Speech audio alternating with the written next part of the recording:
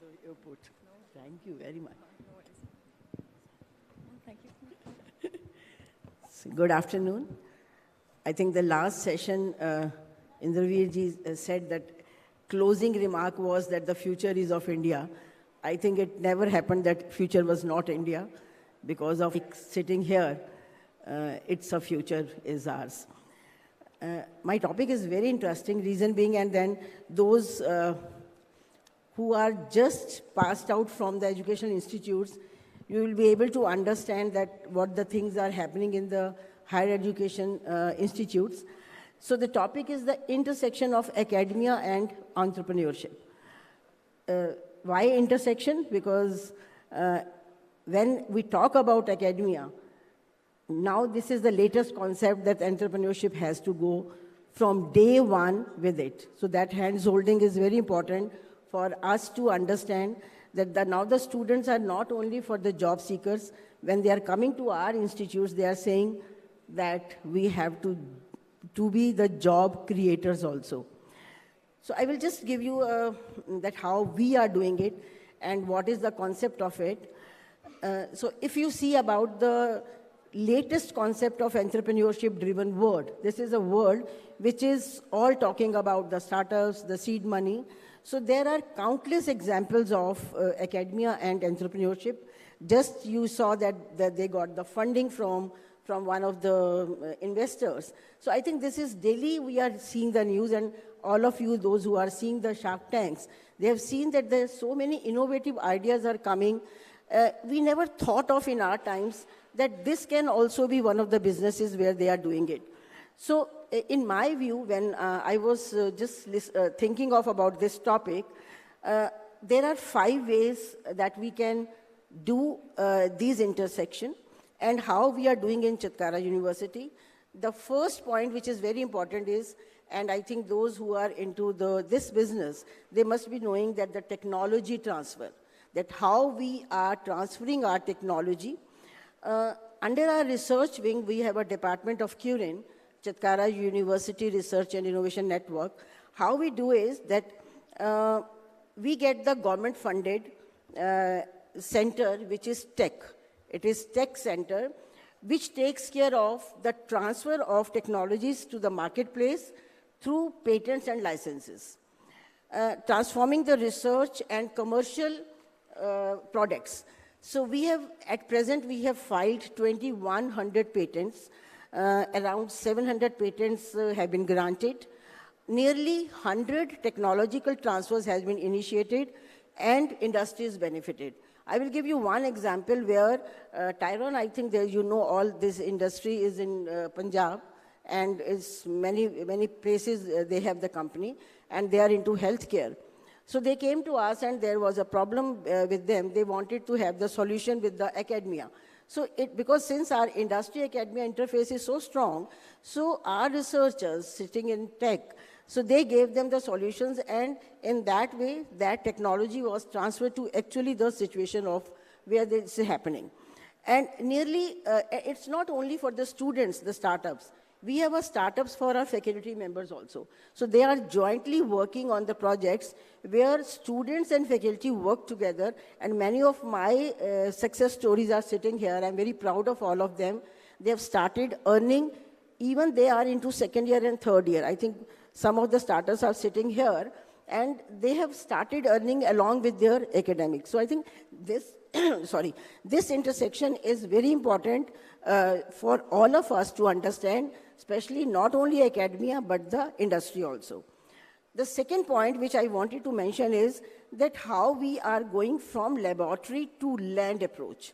It's a very new concept where we are going from lab to land approach. So how we are doing it, that we have a ventures where it is at the commercialization stage. So for that, we have developed the research labs in our campus. So at present, we have 48 research labs where these startups are working, and we have incubation centers where the different people are giving them the seed money to work on their projects. The verticals where we are working is health tech, then we are doing something in agri-tech, ed-tech, and then assistive technology. and the next generation material. So if you see that we have a 7,000 highly cited publications, there are 2,100 patents, out of which 800 are already granted, and 50 startups already in the market. So I can see that how the growth is very different and how the systems are going in education. Then the third point, which is very important, is that how we are going from incubators and accelerators. So when I was just going through the systems, that how the industry and academia are working together and how these Shark Tanks are working and how their fundings are given to them. So I think if you see MOE and if you see GOI, the government, they are also focusing on the latest National Education Policy, NEP 2020, those who are from education sector. So they are saying that from school education to the higher education to the industry, all of them have to handhold each other so that this concept is given to the schools also.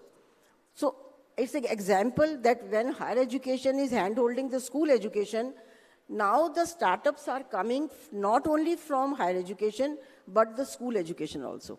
So it's a great change in the academia that the students from school, and there was a scheme from Japan, Skura scheme, where all our Indian students, I think 59 in number, everything was borne by the Japanese government, and they went to Japan to give their products to them. So I think this is a very different ecosystem which has started working. And the next is the industry partnership. So I think all the industries are sitting here. If industry is not helping the academia, I think these resultants are not there. So outcome will come only if the industry and academia work together, and that collaboration is very, very important. So I will request all of you, those who are in the industry, you have a CSR funding. So 5% of it is to be invested in somewhere or the other. I think this is a great platform where you can invest on these startups, where you can help the universities to give you the products which is good for them. And it will be a very meager amount which you have to give to these startups. And in return, you will be getting a result which can be used in your industry. So I think that is very important for all of us to understand. The last but not the least is that how the entrepreneurship in curriculum is added. Not only us, but I think everybody, every university had done is this. I will give you one example that where we have done this entrepreneurship into the curriculum. I think some of my students are from MBA background sitting here. Some are here from MBA in Chitkara? No. We have started with a Chitkara Mandi, and sir, all of you to see that we can give it for your industry also. We have adopted villages around our university. So in Punjab, you know that they are making the fulkari, bag, jutti, parandi, achar, chutney. So this is very popular. And our culture and heritage of Punjab is very, very strong. Same in Himachal Pradesh. We have two universities, Punjab and Himachal. So these products are made by the people who are in the villages. So now what was happening that they were making the products and those products were given in the market. They were mediators. So mediators were taking some benefit and some profit. Now what we are doing is we are going directly from business to the client. So B2C is direct. These students of MBA and BBA marketing and sale, we are giving them the space in the malls, maybe in Alante Mall or Paras downtown, and that space they use it for selling those products which are made by those adopted villages people, They earn, they sell it, and whatever the earning is with them, it is directly given to, the whole profit is given to those ladies and those men, those who are working for these products. Now, you will ask that how these students are benefited, because they are not getting any profit for them. But it is win-win for both. Reason being, when they are going into the market and selling those products, and their course is BBA marketing and sales. So in that way, it becomes an internship indirectly, and they are able to learn that how the products are to be sold in the market, open market, and it's very difficult. When they come back, they say, ma'am, it is very difficult to sell the products, and especially to the ladies, because they have many ifs and buts, and their bargainings are there.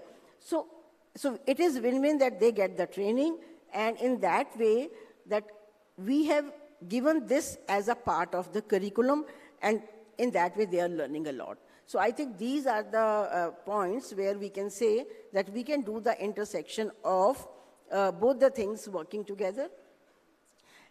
How many startups are sitting here? Those who have a wish to get the funding, can you raise your hands? So there was a discussion in this session before this. So they were saying that the fundings are available. But I have one example with me. One of my students got the funding of 1 CR, and I was just, the people, those who are taking care of these fundings, they were giving him that please don't take now, because it's very early to get the funding. So don't be very hazy about it that fund is available and we can take the fund. It's never positive to get the fund. So he gave the fund back, because he was very worried that it's very early stage to get the funding. So these are also the points where our academicians are giving them the knowledge that what is the time where they can get the funding and what is the...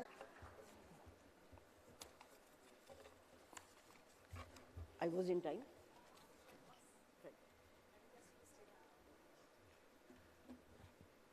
Well, that's how powerful the combination of academia and industry can be, and I guess both are equally important for both our, in a way, sides of the same coin. Thank you so much, Dr. Madhu Chitkara, for letting us in on your insights. And could I request Mr. I.S. Paul, past President, TiE Chandigarh, to felicitate Dr. Madhu Chitkara, Pro-Chancellor, Chitkara University.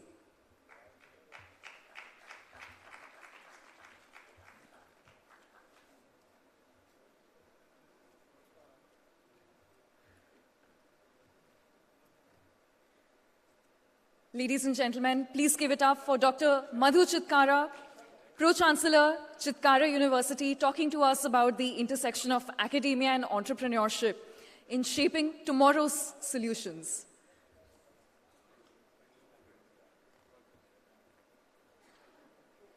Thank you so much, ma'am, and thank you so much, sir. चलिए बिना वक्त गवाए आगे बढ़ते हैं. कहा जाता है कि बड़ी मंजिलों के मुसाफिर हैं. कहा जाता है कि बड़ी मंजिलों के मुसाफिर छोटा दिल नहीं रखा करते. बड़ी मंजिलों के मुसाफिर छोटा दिल नहीं रखा करते.